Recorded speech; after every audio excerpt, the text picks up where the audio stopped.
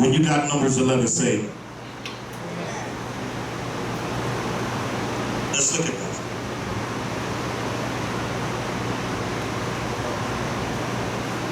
Numbers chapter 11. I just want to read this because, see, a lot of people think that pastor's just going crazy, but I just want you to read this. Numbers chapter 11, verse 10. 11 verse 10. I'm going to read and I'm going to stop. Then Moses heard the people weeping throughout their families, everyone at the door of his tent, and the anger of the Lord was greatly aroused. Moses also displeased. So Moses said to the Lord, why have you afflicted your servant? He's talking about himself. And why have I not found favor in your sight that you have laid the burden of all these people on me? Did I conceive all your folks? I mean, your people, these people? Did I begat them that you should say to me, carry them in your bosom, as a garden carries a nursing child to the land which you swore to their fathers? Where am I to get meat to give all these people? For they weep over me, crying, give us meat. Here goes Moses. I'm not able to bear all these people alone, because the burden is too heavy for me. If you treat me like this, please kill me. Here and now. If I found favor in your sight, and do not let me see my wretchedness. Watch it. Here comes 16. His Lord's reply to Moses. So the Lord said to Moses, gather me 70 men or elders of Israel, whom you know to be the elders of the people. Watch this. Leaders. Notice what it said.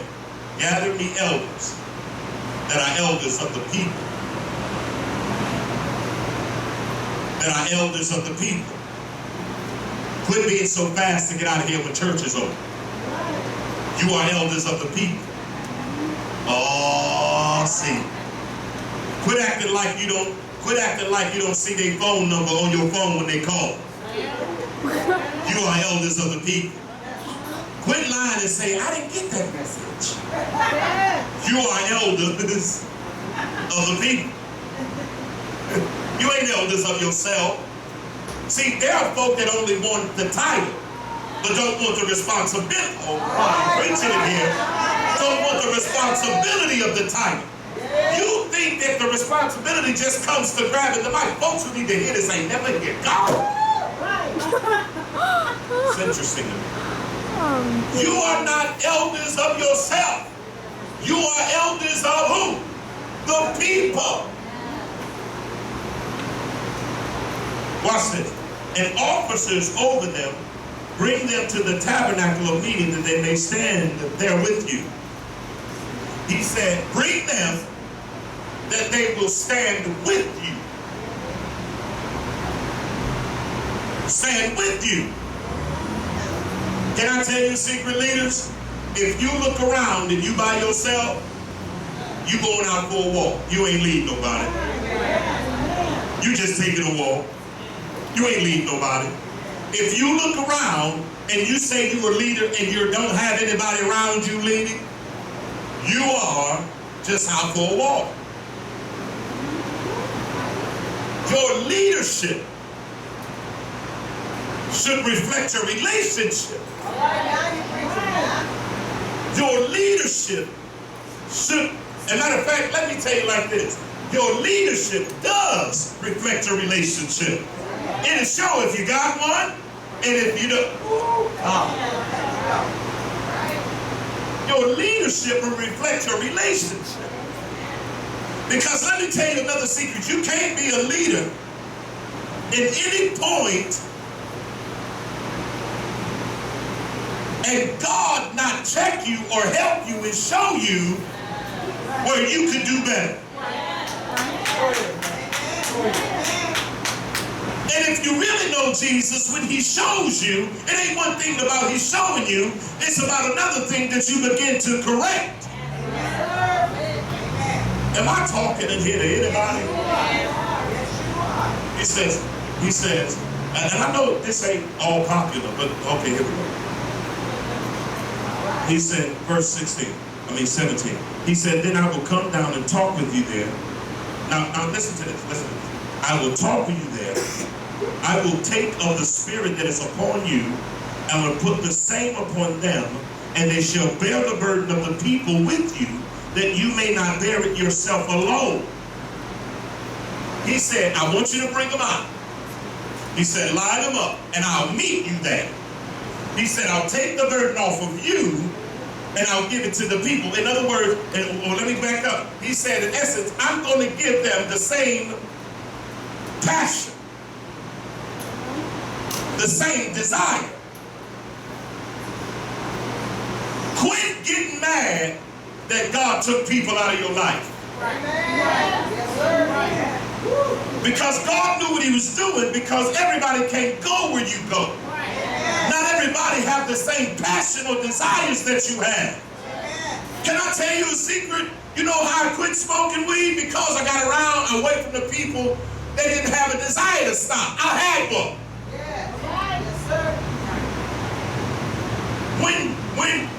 Okay, let me say it like this. Okay, let me say it like this then. You know how I quit going to the bar? Because I had a desire to stop. You ever get drunk and you get so, okay, maybe not everybody here. Okay, I was about to say it like this. You ever get drunk and you be like, I can't do this no more. I'm just so tired of it. I'm so, oh God, it's 3 o'clock in the afternoon and you got drunk yesterday and you still feeling it and you ain't drank none in hours and they walk up next to you like, ooh.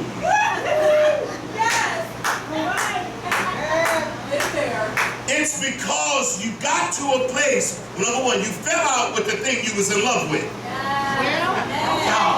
my God.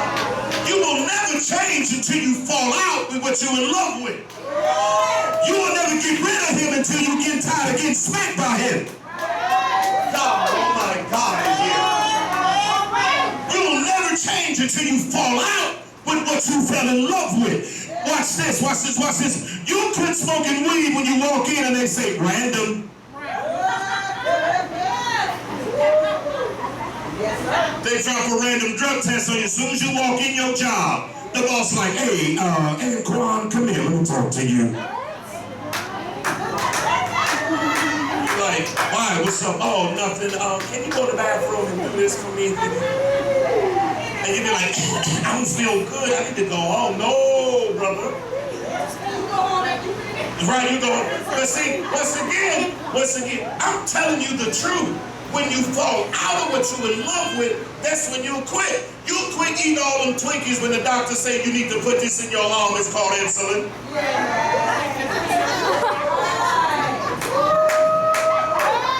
Hey, you gotta film me today. It's cool. It's cool.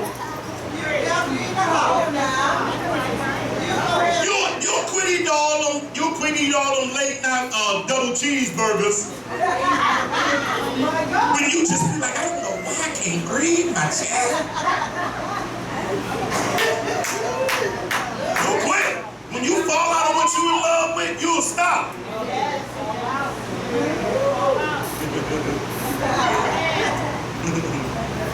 You'll quit. I'm just keeping it 100. So watch this. He said, let me bring it back because you're like retarded. So the key is, he said, bring him here out. And this Joshua was one of the 70. Not everybody's going to go where you go. There are some people that will leave you, and there's some folk you'll have to leave. Can I preach this?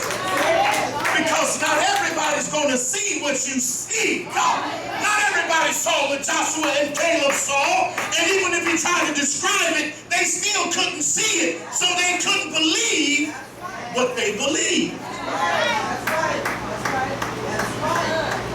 There are some people that you are going to have to leave.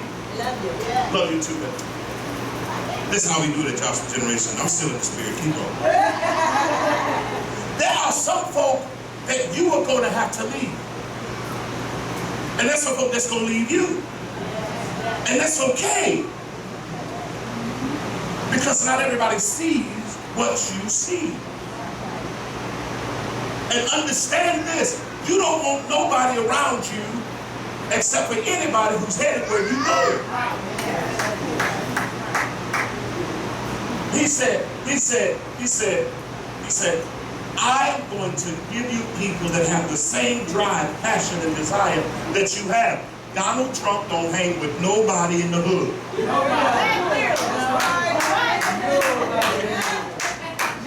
Y'all so deep. Come on. Let's just keep it 100.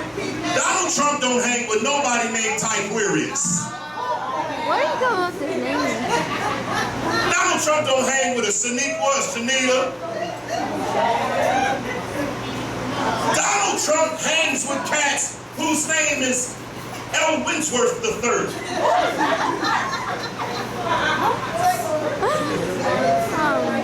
Farnsworth. Right? Because, listen, millionaires hang with millionaires. And millionaires hang with billionaires because they desire to be billionaires. Look at your neighbor and say, change your company. Change your company. You gotta change who you hanging with, because who you hanging with is a clear indication of where you go.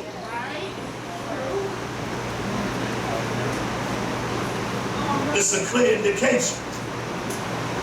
He was Moses' minister. Everywhere that Moses was, there was Joshua. He said, I'm gonna give you somebody next to you that have the same desire, the same passion, the same heart. And can I tell you the truth? I'm starting to reevaluate who's around me now. I love everybody, but there's some folk that I gotta cut off to go to this next level.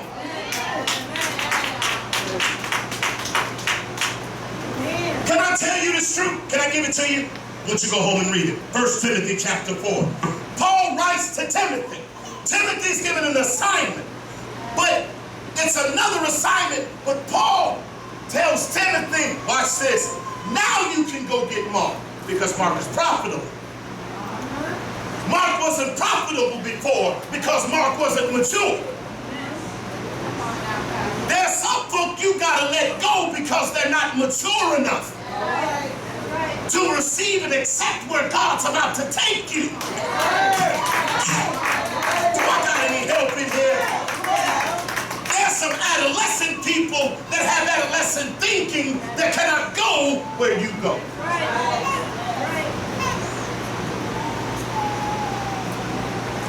Understand this. When God starts to mature you and take you to a new place, He has to let some things and people off of you. Now understand this. I love everybody. But not everybody has a desire to come pray when I pray.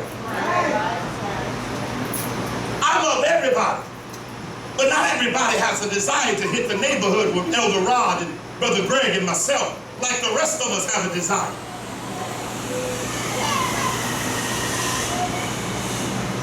Paul said, I will not let death, nor life, nor principality, nor height, nor depth, nor any other creature separate me from the love of God.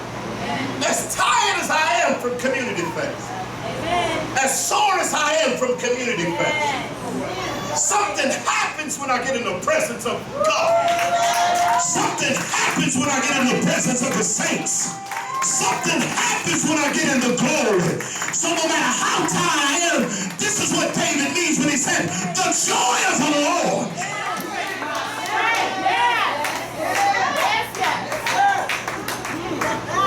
Understand? When you are in your kairos, you cannot take everyone with you. He says, right, here we go. Let me write, let me get you a couple scriptures. He said, I'll give them your heart. I've had to reevaluate the place I'm in my life because I wonder the people I got around me, do they got the same heart I got? Because, let's just be honest, even when you try to explain to people what your desire and your passion is, they still won't get it. When you explain to people, I love going downtown handing out peanut butter jelly sandwiches at 11 o'clock at night, they can be like, oh, you crazy. Ain't you scared of getting stabbed? No. Because you know why? God ain't gave me the spirit of fear. Because you scared about everything that happens. Child, I don't go to the grocery store. I order my groceries online. Anyway, listen. Right. He chose leaders in chapter numbers that have leaders with your heart and your spirit.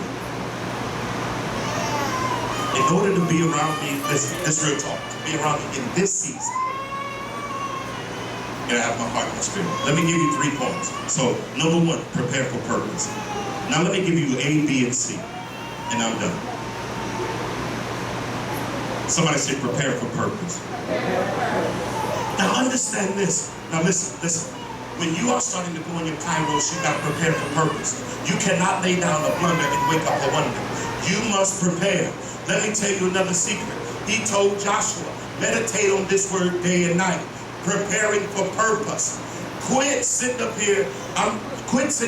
Bishop James said for us to be ready always. I heard a statement years ago that said, if you stay ready, you'll never have to get ready. Understand this statement. Somebody call me right now and say, I need you to preach tonight. I got things that are in my heart that God's been working on. I can write down, I can go minister. You know why? Because I'm preparing for purpose. Understand, God's taking me somewhere. So I have to read more. I have to study more. I got to fast more. He's preparing us for purpose.